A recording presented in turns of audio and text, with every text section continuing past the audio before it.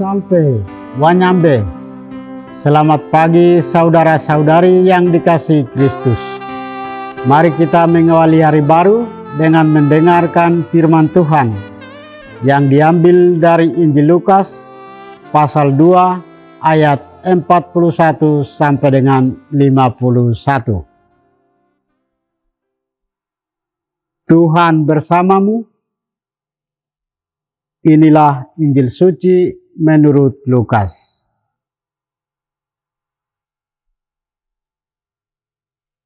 Tiap-tiap tahun pada hari raya Paskah, orang tua Yesus pergi ke Yerusalem. Ketika Yesus telah berumur 12 tahun, pergilah mereka ke Yerusalem seperti lazimnya pada hari raya itu. Selesai hari-hari perayaan itu, ketika mereka berjalan pulang, tinggallah Yesus di Yerusalem tanpa diketahui orang tuanya. Mereka menyangka bahwa Yesus ada di antara orang-orang seperjalanan mereka. Berjalanlah mereka sehari perjalanan jauh, lalu baru mencari dia di antara kaum keluarga dan kenalan. Karena tidak menemukan dia, kembalilah Maria dan Yusuf ke Yerusalem sambil terus mencari dia. Sesudah 3 hari, mereka menemukan Yesus dalam bait Allah. Ia sedang duduk di tengah-tengah alim ulama, sambil mendengarkan mereka dan mengajukan pertanyaan-pertanyaan kepada mereka. Semua orang yang mendengar dia sangat heran akan kecerdasan dan selalu jawab yang diberikannya. Ketika Maria dan Yusuf melihat dia, tercenganglah mereka. Lalu kata ibunya kepadanya, "Nak, mengapakah engkau berbuat demikian terhadap kami, bapamu dan aku, dengan cemas mencari engkau?" Jawab Yesus kepada mereka, "Mengapa kamu mencari aku? Tidakkah kamu tahu bahwa aku harus berada di dalam rumah Bapakku?" Tetapi mereka tidak mengerti apa yang dikatakan Yesus kepada mereka. Lalu Yesus pulang bersama-sama mereka ke Nazaret. Ia tetap hidup dalam asuhan mereka, dan ibunya menyimpan semua perkara itu di dalam hatinya. Demikianlah sabda Tuhan. Saudara-saudari yang dikasihi Kristus, tema kita hari ini adalah hati suci yang menyelamatkan. Kemarin kita baru saja merayakan Hari Raya Hati Yesus yang Maha Kudus. Hari ini kita diajak untuk bersatu dengan bundanya yang juga memiliki hati suci dalam peringatan hati tersuci Santa Perawan Maria.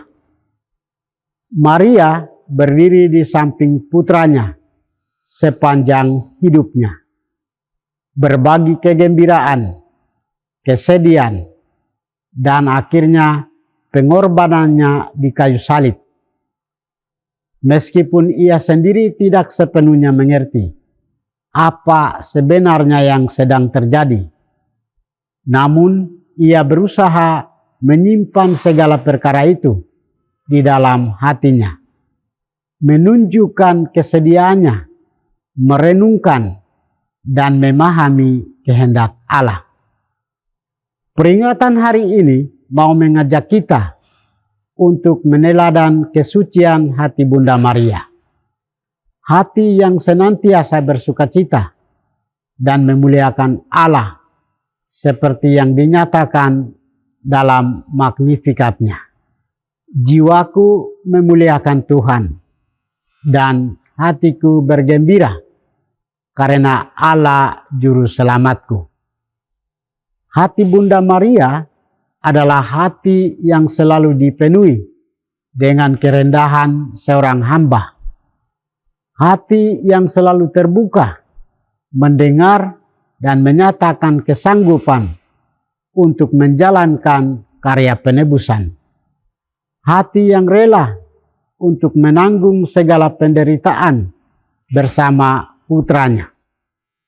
Hati yang selalu mengalirkan kesucian, kasih, dan kesetiaan. Saudara-saudari, dalam bacaan Injil hari ini, kita diajak untuk merenungkan dua hal. Pertama, kita sebagai seorang beriman, hendaknya selalu memiliki hati yang dipenuhi sukacita dan rasa syukur, seperti yang ditunjukkan Bunda Maria, Santo Yosef, dan putranya ketika mereka berziarah ke Yerusalem. Bagi Bunda Maria dan suaminya, tentu peziarahan itu menjadi kesempatan berharga untuk mendekatkan diri kepada Yahweh dalam doa. Sedangkan bagi Yesus, ke Yerusalem menjadi kesempatan untuk bersatu dengan Bapanya yang telah mewahyukan dirinya kepada manusia. Kedua, sebagai orang beriman, hendaknya memiliki hati yang dipenuhi dengan tanggung jawab dan kebijaksanaan. Kita mengikuti teladan Bunda Maria dan Santo Yosef dalam Injil hari ini. Walaupun putranya menjawab mereka dengan bahasa yang tidak menyenangkan di hati mereka. "Mengapa kamu mencari aku?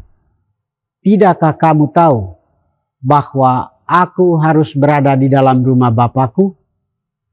Sebuah jawaban Yesus yang membuat Maria dan Yosef harus diam, dan sebagai manusia mereka merasa bahwa Yesus menyangkal mereka sebagai bapa mamanya.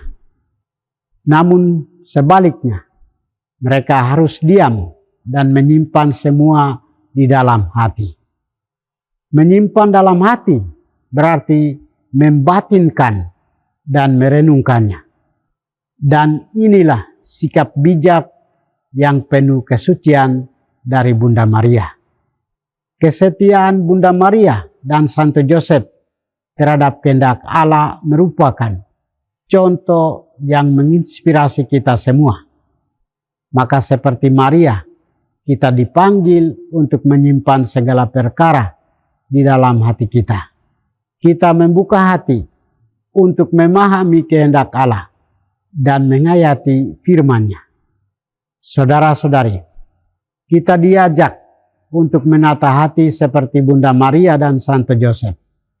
Kita senantiasa membuka hati bagi karya dan kehendak Tuhan dan memiliki hati yang penuh kasih, damai, cinta, pengampunan, kerendahan hati, dan tanggung jawab untuk mengalirkan kasih bagi sesama.